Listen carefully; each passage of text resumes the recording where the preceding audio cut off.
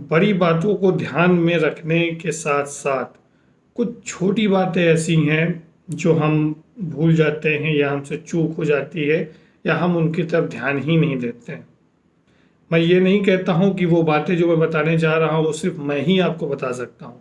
वो बातें आपको कहीं पर भी लिखी हुई मिल सकती हैं, लेकिन वो इस प्रकार की बातें हैं जिन पर हमारा ध्यान नहीं जाता है या हम उनके प्रैक्टिकल होने के बारे में संशय में रहते हैं कि क्या यह वाकई सत्य है अथवा नहीं है। तो आइए आज ऐसी ही कुछ छोटी मगर बहुत ज़रूरी बातों पर हम चर्चा करेंगे, क्योंकि मैंने अपने जीवन में उन सभी बातों का अनुभव किया है और उनको 99.9% सत्य ही पाया है। और आप सबने एक सीरियल तो पहले देखा ही होगा, शक्तिमान जी। तो शक्तिमान के लास्ट में एक छोटा सा प्रोग्राम बच्चों के लिए जोड़ा गया था कि छोटी मगर मोटी बातें। तो कुछ उसी तरीके से हमारे चैनल के प्रोग्राम में भी ये छोटी मगर मोटी बातें हैं जो कि आपकी हेल्थ से जुड़ी हुई हैं, आपकी मेंटल हेल्थ से जुड़ी हुई हैं, आपकी वेल्थ से जुड़ी हुई हैं, इस तरह से पूरी आपकी वेल बीइंग से जुड़ी हुई हैं। खाना खाने के बाद हम लघु शंका के लिए ज़रूर जाएंगे, चाहे दोपहर का खाना हो या रात का खाना हो। हमें लघु शंका आई हो ना आई हो, कितनी भी मात्रा में विसर्जित करें, लेकिन हम अवश्य जाएंगे। इससे क्या होगा, हमारे गुर्दे पर जोर नहीं पड़ेगा और हमें जो किडनी का स्टोन होता है उस समस्या से निजात मिलेगी। बाकी हम प्रचुर मात्रा में पानी तो पीते ही रहेंगे, तो स्टोन वगैरह कभी आपको नहीं होगा। और दूसरी बात लघु शंका से जुड़ी हुई है, यदि जब भी आपको लघु शंका जाना हो, यदि संभव हो तो जाने से पहले थोड़ा सा पानी, वो 1 घूंट भी हो सकता है, 2 घूंट भी हो सकता है, आधी गिलास भी हो सकता है, आप अवश्य पिएं। उसके बाद विसर्जन के लिए आप जाएं। हमसे किसी ने कुछ पैसे की डिमांड की, ये हेल्थ से रिलेटेड नहीं है, ये आपके वेल्थ से या वेलबींग से रिलेटेड है, आपकी मेंटल हेल्थ से भी है। तो यदि हम उस पैसे को देने में सक्षम हैं, पहली बात तो ये कि आपके कैसे संबंध हैं उस व्यक्ति से, उस हिसाब से आप उसे पैसा दें। और यदि आप चाहते हैं देना तो एक ऐसी मात्रा में आप पैसा उसे दें कि यदि वो वापस ना कर सके तो आपको उसमें कोई बहुत तकलीफ़ नहीं होनी चाहिए। और यही मैं लेने वालों से कहना चाहूँगा कि अक्सर लोग ये कहते हैं कि फलां भैया जॉब में हैं, चलिए हम उनसे कुछ पैसे ले लेते हैं। तो उस बंदे के, उस व्यक्ति के जानने में ऐसे बहुत से लोग हैं। यदि आप ये सोचते हैं कि मैं उनसे 5,000 या 10,000 रुपये ले लेता हूँ और यदि वो बंदा नहीं दे पाता है तो आप बहुत दुखी होते हैं कि अरे उन्होंने नहीं दिए हमें। पर आप सोचिए, उसके बहुत से जानने वाले हैं, बहुत से नज़दीकी हैं। यदि सबने 10-10 करके उससे ले लिए तो उस व्यक्ति के पास उस महीने में या आगे चल कर के वो सबको कैसे दे सकता है ना? वो देना चाहता है, ऐसी बात नहीं है कि वो नहीं देना चाहता, मदद नहीं करना चाहता, किंतु जिस प्रकार आप सोच रहे हैं वैसे ही कई सारे लोग सोच रहे हैं, तो वो सबको तो सेटिस्फाई नहीं कर सकता। इसलिए प्लीज़ इस बात को बिल्कुल भी बुरा मत माना करें कि यदि कोई व्यक्ति आपको लगे आपको कि हाँ वो सक्षम है और वो नहीं दे रहा है। और वहीं मैं कह रहा हूँ, यदि जो सक्षम है, जो पैसा दे सकता है, तो उससे अपने परिचितों की मदद के लिए आगे आना चाहिए। दूसरी बात, यदि हमसे किसी काम के लिए कहा गया कि आपके माध्यम से काम हो सकता है, तो यदि वो काम हमारे माध्यम से हो सकता है तो हमें उसे बिना देरी के करवा देना चाहिए, टालना नहीं चाहिए। यदि हमारे हाथ का है, यदि वो किसी और के हाथ से होने वाला है और अगला व्यक्ति हमें फ़ोन करके पूछता है कि भैया वो काम हुआ कि नहीं हुआ, और हम क्या उसे टालने लगते हैं और कभी कभी ऐसा भी करते हैं कि हम उसका फ़ोन उठाना ही बंद कर देते हैं। तो ये दोस्तों बहुत बुरी स्थिति है, ऐसा कभी ना करें।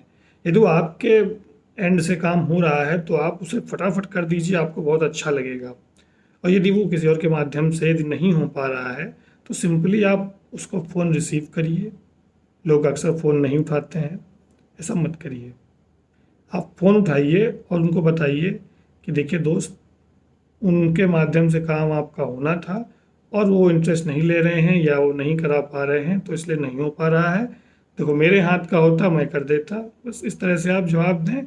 फ़ोन ना उठाना किसी बात का हल नहीं है, इससे संबंध बिगड़ेंगे ही, संबंध बनेंगे नहीं। तो इस प्रकार अभी बताई गई 2-3 बातों को अगर आप ध्यान में रखेंगे तो संबंध आपके बिगड़ने से बचेंगे। क्योंकि पैसा होना ना होना एक अलग बात है, पर संबंधों का होना और सुदृढ़ संबंधों का होना बहुत ही आवश्यक है हमारी लाइफ में दोस्त। सबसे पहले हम अपने शरीर का ध्यान रखेंगे, क्योंकि आखिरी वक्त तक आपका ना ही कोई रिश्तेदार, ना ही कोई संबंधी और ना ही कोई पैसा, यदि जो आपके साथ रहेगा वो आपका शरीर रहेगा। तो इसलिए इस शरीर की अनदेखी कभी मत करें। आप अपने किसी इम्पोर्टेंट कार्य के लिए भले ही आप लेट लतीफ़ी कर सकते हैं, पर अपने शरीर के प्रति लेट लतीफ़ी मत करें। जैसे ही आपको कोई सिग्नल मिलता है अपनी समस्या का, परेशानी का, अपने शारीरिक, उसे आप दूर करें। उस शरीर का अच्छे से ध्यान रखें, उसे समस्या में ही ना आने दें। और किसी के प्रति हमेशा अच्छी बातें कोशिश करें कि हम अपने मन में लाएंगे। हमें लग रहा है कि उस व्यक्ति में 10 बुराइयां हैं, उसकी हम जांच पड़ताल करेंगे, समझेंगे, लेकिन पहली बात यदि किसी के लिए हमारे मन में आनी चाहिए तो एक अच्छा ख्याल आना चाहिए। इससे हमें बहुत अच्छा लगेगा और उस व्यक्ति को भी अच्छा महसूस होगा। कितनी भी कमाई हो, कम हो या ज़्यादा हो, इससे फ़र्क नहीं पड़ता, पर दोस्तों बचत ज़रूर करें। और कभी भी ये मत सोचें कि मैंने ये खर्च कर दिया, वो खर्च कर दिया, उसके बाद जो बचेगा वो मैं बचाऊंगा। नहीं, आप जितना भी कमाते हैं उसका कुछ परसेंटेज आप तय करिए। उसको किसी भी माध्यम से आप कैश रखना चाहें, अकाउंट पर रखना चाहें, कुछ पॉलिसी खरीदना चाहें, कुछ भी करें, पर एक अमाउंट फिक्स आप ज़रूर बचाएं खर्च करने से पहले। ये धीरे धीरे करके एक समय बाद आपको बहुत अच्छा अमाउंट आपके पास इकट्ठा हो जाएगा। यदि आप खर्च करने के बाद बचाने की कोशिश करेंगे तो खर्च तो दोस्तों शायद ही कभी पूरा पड़ता हो, कहीं ना कहीं इधर ना उधर खर्च वो हो ही जाता है, तो बचत वो खुल के हो नहीं पाती है।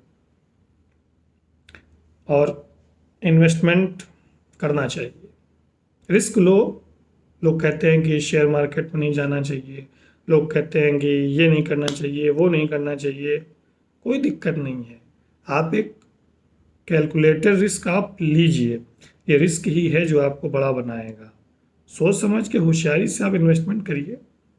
शेयर मार्केट में इन्वेस्ट करने संबंधी अगर कुछ आपको जानकारी चाहिए तो आप मुझसे सलाह ले सकते हैं, और बहुत से ऐसे माध्यम हैं जो आपको अच्छी सलाह देते हैं।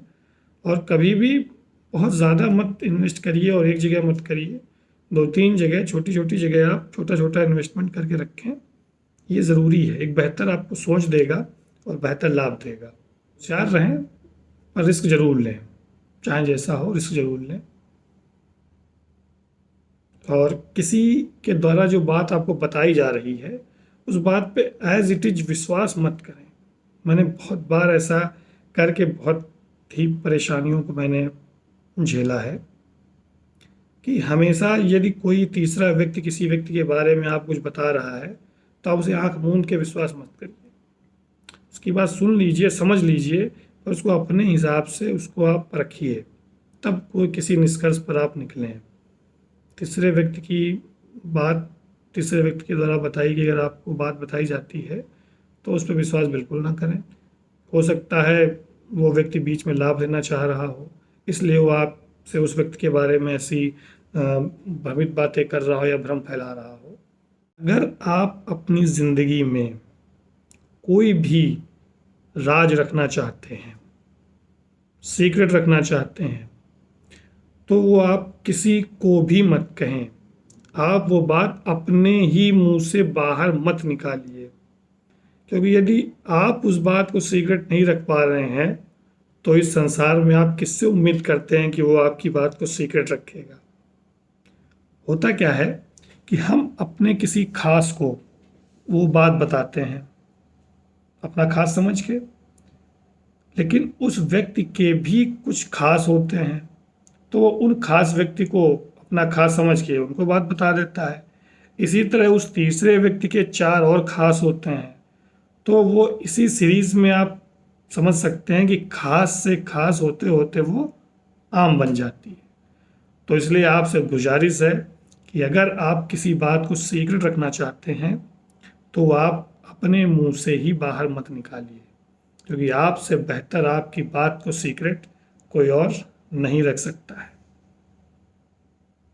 तो इन सब बातों को ध्यान में रखिए, एक बेहतरीन जीवन जिए। बहुत अच्छा जीवन है, मत परेशान होइए। बहुत समस्याएं हैं लेकिन घबराने की ज़रूरत नहीं है। रोज़ सुबह उठें और ऊपर वाले का धन्यवाद दें कि मुझे एक आज का नया दिन मिला है, मैं आज जीवित हूँ, मुझे ऊर्जा के साथ बहुत कुछ करना है और आप कर ले जाएंगे। तो इन छोटी छोटी मगर इम्पॉर्टेंट बातों को ध्यान में रखेंगे और बेहतरीन जीवन जिएंगे। मैं अगली वीडियो में फिर ऐसे ही कुछ रोचक तथ्यों, कुछ खास बातों के साथ आम तरीके से आप सब तक पहुंचाने के लिए आऊँगा। तब तक मुझे ढेर सारा प्यार दीजिए। चैनल को लाइक करिए, सब्सक्राइब करिए, शेयर करिए। अच्छा लगे तो कर दीजिए वायरल, आपको भी अच्छा लगेगा, मुझे भी अच्छा लगेगा। Thank you.